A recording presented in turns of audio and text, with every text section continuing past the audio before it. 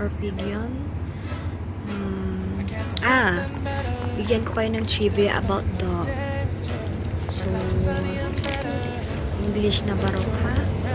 So, dog usually white color, used in many settings as symbol, peace, or as messenger.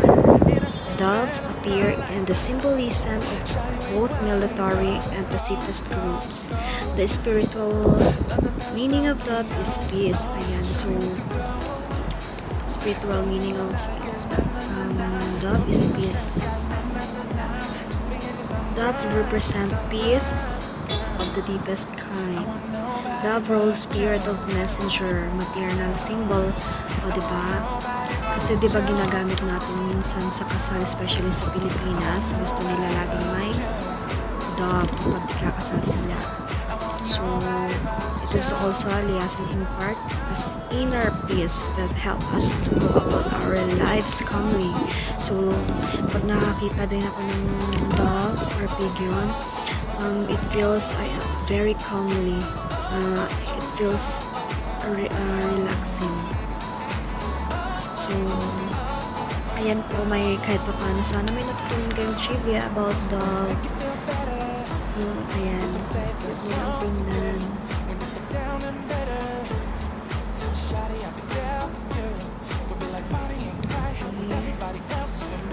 Ayan, they can do anything what they want to do. They are free to do anything. Kumakain sila. Ang cute. Different colors. You see different colors. Loves different colors. Akala ko wala dito sa Qatar. Ganyan eh. Marami din pala. Don't forget to subscribe to my channel. Miss G Gandara.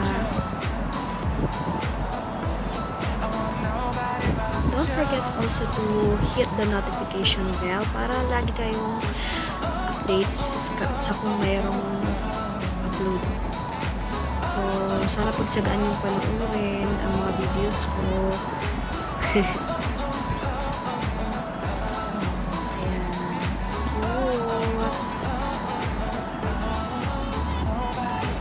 Please subscribe on my channel, Miss G Gandara.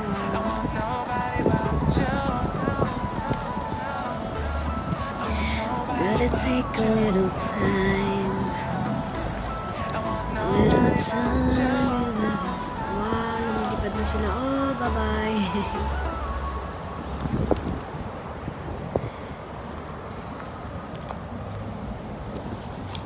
Get through one night without you. If I had to live without you. Ayan na siya.